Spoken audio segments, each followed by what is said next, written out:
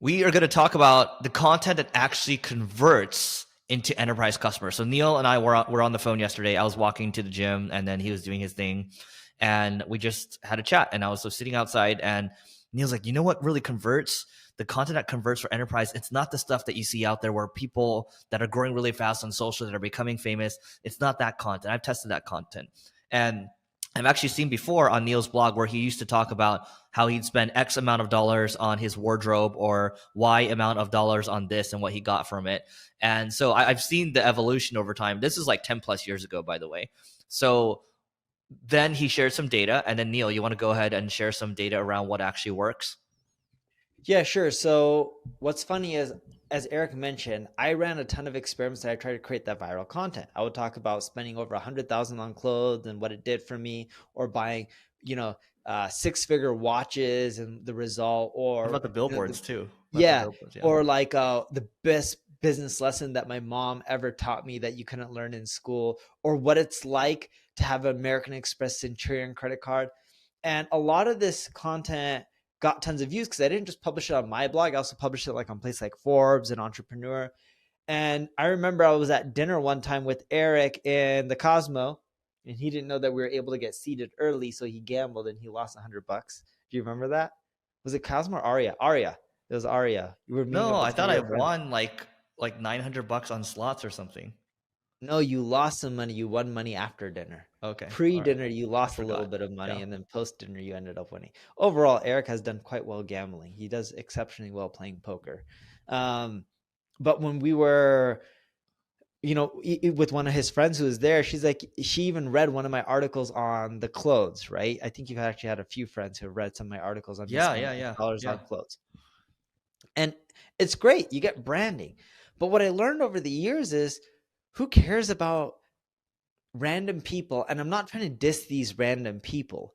It's more so, if your ideal customer isn't reading your content, who cares? So for example, ideal customer for me would be like a Microsoft or Apple. Funny enough, we work with Microsoft, but like a Microsoft or Apple, or some of these really, really large corporations that just need help with their global marketing campaigns.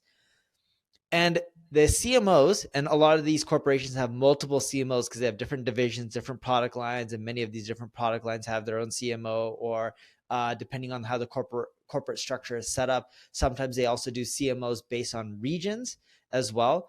And when you look at that, it's just like, they don't care about me talking about me spending $100,000 on a watch or whatever it is and what it did for me. What they care about is me solving a lot of their unique marketing problems. So at our ad agency, NP Digital, we use Salesforce and we use a lot of different analytics tools as well. And we look at what content drives leads. Of those leads, how many of those leads convert into customers? And of the ones that convert into customers, what are the content pieces that actually drove the customers?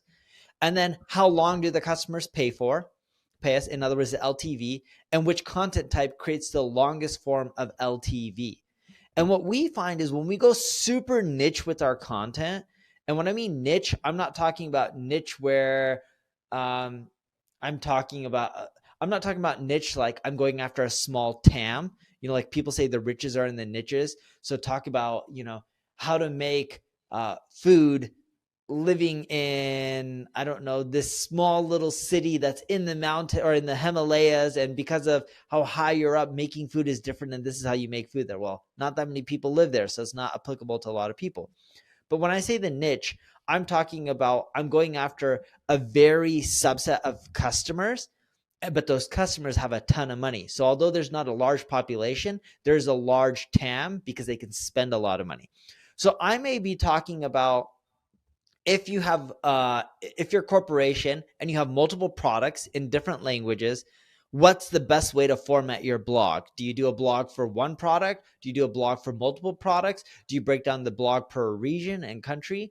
And funny enough, we had an article around that topic, and it got us high six-figure contracts. So not a few hundred grand. It was more than $500,000. It was less than $1 million.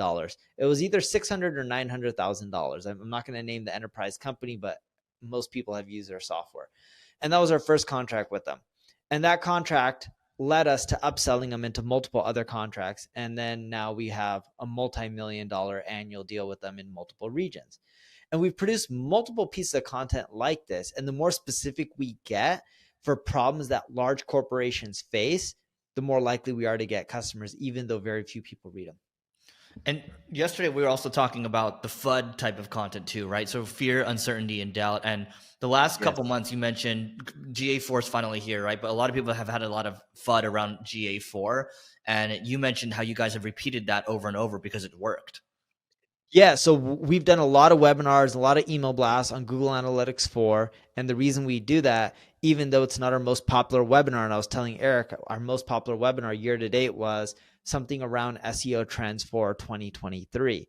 And I had something like 7,000 or 9,000 active listeners or watchers, more so watchers, that were live. Now, that doesn't include repeat plays. I'm just talking about people that were attending live. No joke, it was quite a bit of a popular webinar.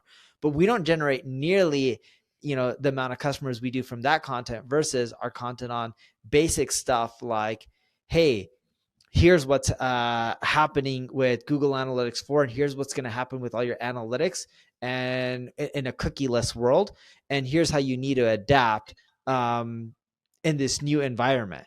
And it's typically, that's the kind of stuff like fear, like, oh crap, we haven't adapted yet, we need to hire someone to help us adapt.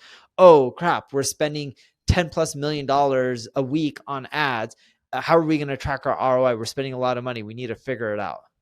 Yep. So for our for the single grain side, so we'll work towards wrapping because it's going a little long here, but the programmatic SEO stuff is working pretty decently well. We're seeing people come through MoFu, BoFu type of content. And what that really means is, let's say you're a SaaS company, you are doing alternatives type of content, you are doing versus content, right? So like HubSpot versus Salesforce, or Salesforce alternatives, or you might have like reviews and things like that, right? And so MoFu, BoFu, middle of the funnel, bottom of the funnel, that typically will tend to convert pretty well. And then the topics that Neil's talking about, so you have the kind of trending topic, like fear, uncertainty, and doubt, right? But also, you kind of just mentioned yesterday too, the stuff around internationalization or security, that type of stuff, right? Like that's what enterprises actually care about. So you have to put yourself into the mindset of that avatar to truly understand what the problems are.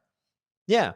And if you start tracking what's generating you not just leads, but not just customers, but also the most revenue from a lifetime value perspective and profitability perspective, it'll give you ideas on what to produce.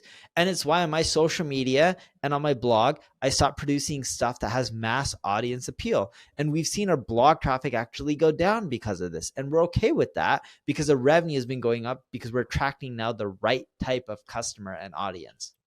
Yep. All right. So that is it for today. Please don't forget to rate, review, subscribe, 5 stars, please. And by the way, the marketing mastermind that is happening, Beverly Hills, August 7th to the 9th, you can register at levelingup.com/founders. Going to be talking about AI marketing, going to be talking about M&A deal structures, going to be talking about building a company past 8 figures with 0 employees and much more. It's going to be fun. It's going to be a good time. And yeah, levelingup.com/founders, and we'll see you later.